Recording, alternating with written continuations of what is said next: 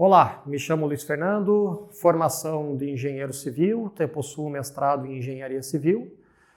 Sejam bem-vindos à aula e nesta aula veremos assuntos pertinentes a projetos a serem dimensionados conforme norma do Corpo de Bombeiros, e os itens a serem vistos nessa aula serão relacionados a acessos de viatura junto ao Corpo de Bombeiros nas edificações, brigadas de incêndio, planos de emergência, controle de materiais e resistência à estrutura das edificações.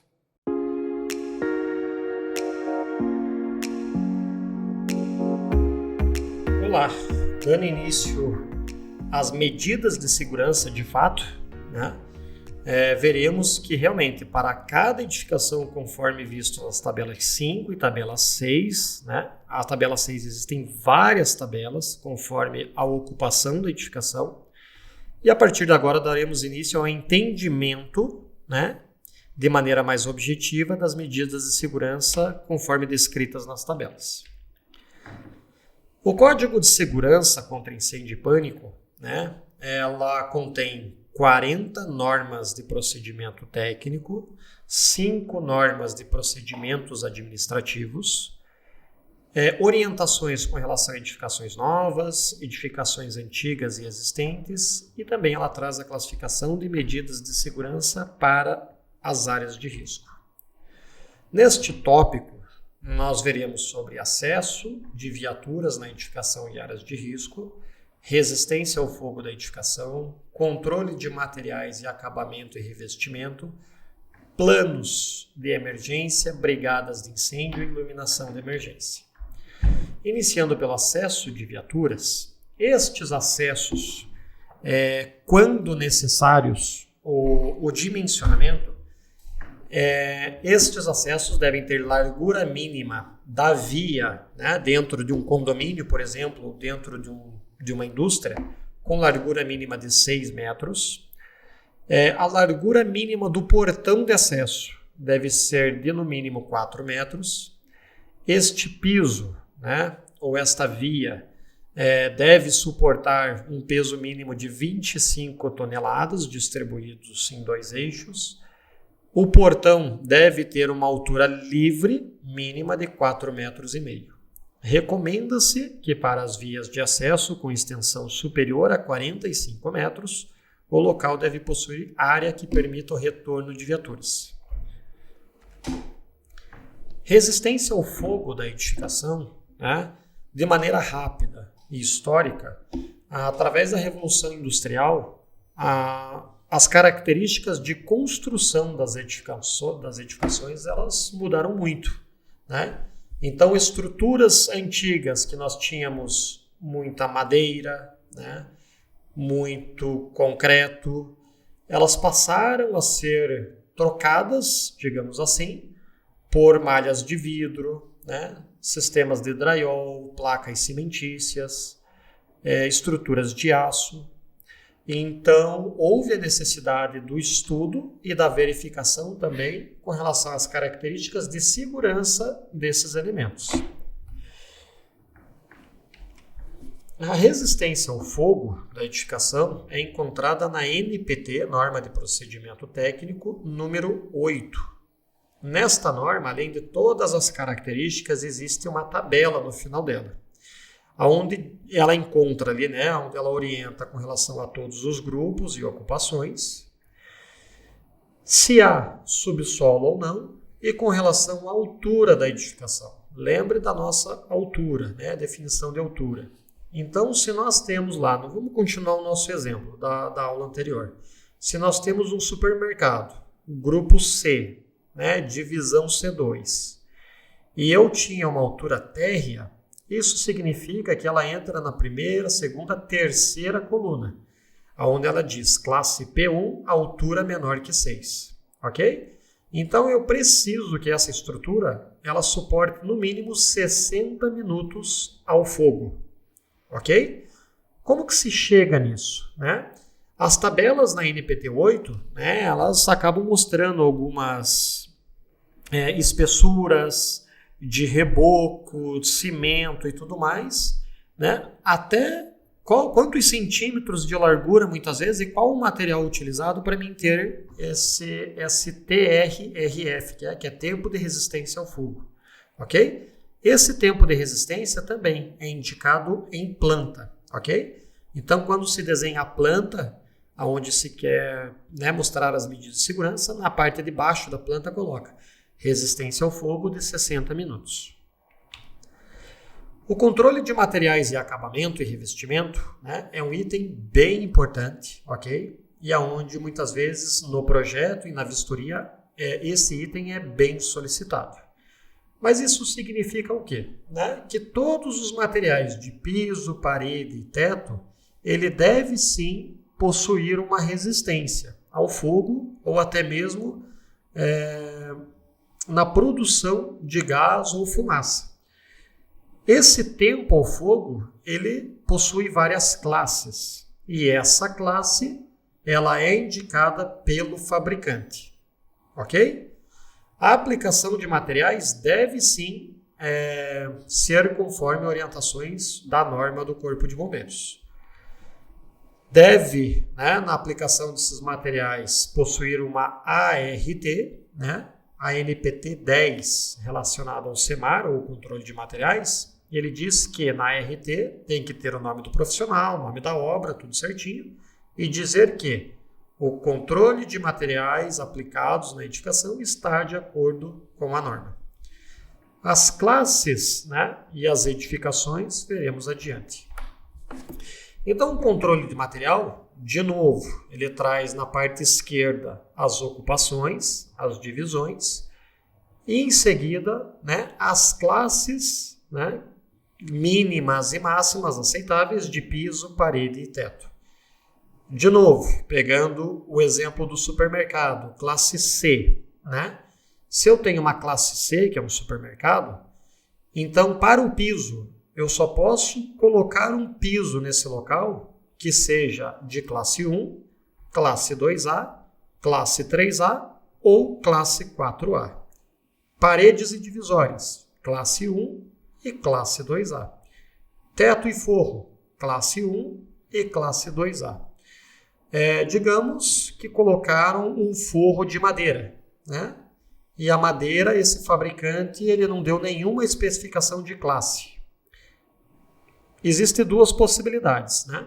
Ou trocar todo o material por um material que atenda a classe, ou realizar a aplicação de materiais anti-chamas, que hoje existentes no mercado, e que após a aplicação eles garantem a classificação destes materiais.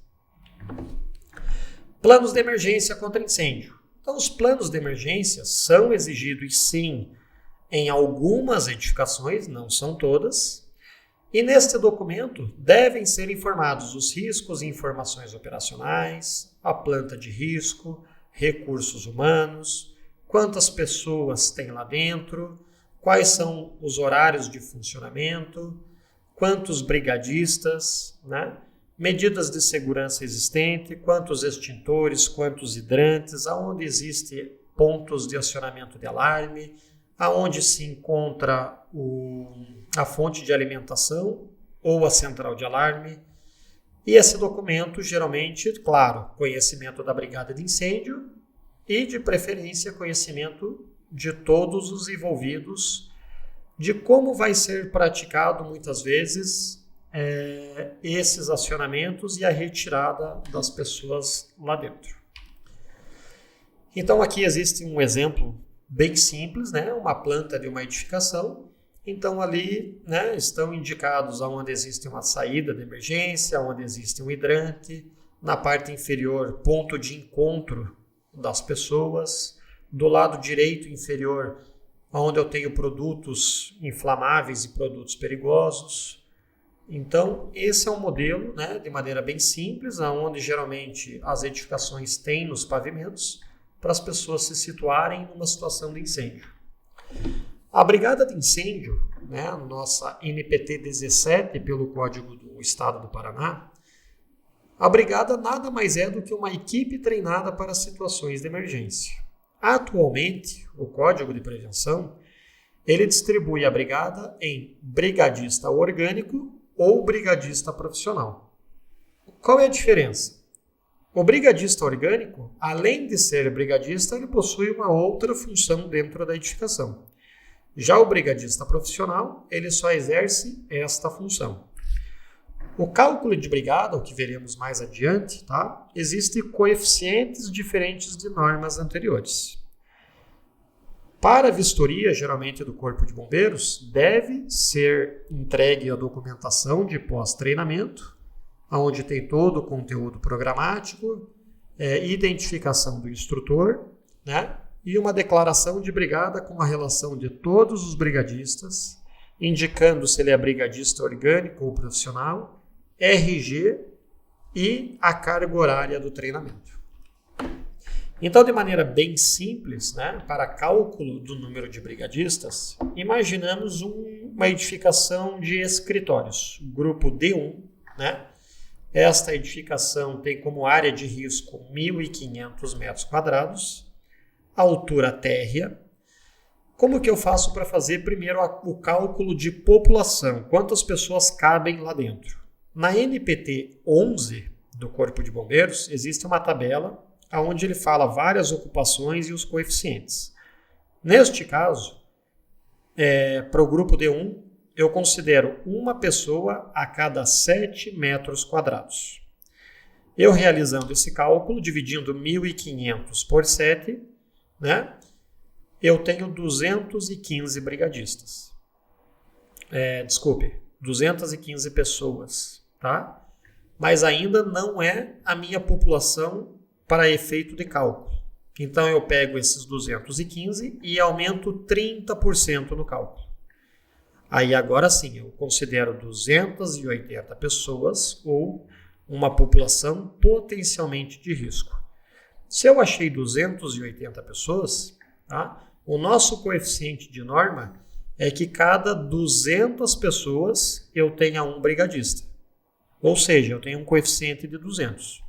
Então eu pego 280, que é a minha população, eu divido por 200 e eu vou achar um ponto alguma coisa, ok? Porém, eu sempre arredondo para o número acima. Então, neste caso, eu precisaria de 2 brigadistas. Lembrando que a brigada deve levar em consideração horários de funcionamento, né? Imaginamos uma empresa que trabalha de manhã, de tarde e de noite. Eu tenho que ter 2 brigadistas no horário da manhã, pelo menos 2 à tarde e pelo menos 2 no horário da noite que faça esse atendimento. Ok? Iluminação de emergência, né? Uma medida de segurança que é exigida para praticamente todas as áreas de risco. A iluminação ela tem como objetivo clareamento de acessos, saída, áreas de riscos, entre outros, né? Iluminação do grupo motogerador, sistemas centralizados por bateria e iluminamento por blocos são 3 tipos de iluminação que eu posso ter dentro de uma edificação. Posso ter ala mista? Pode, ok? Mas são 3 grupos que eu posso utilizar dentro da edificação. A minha iluminação, ou ela pode ser por motogerador, ou por sistema centralizado, ou por bloco autônomo. Locais de reunião de público, como baladas, casas de show, igrejas, a iluminação deve ser do tipo balizamento, ou seja, ela fica acesa durante todo o horário de funcionamento do local. Aqui um exemplo rápido de uma iluminação de emergência do dimensionamento.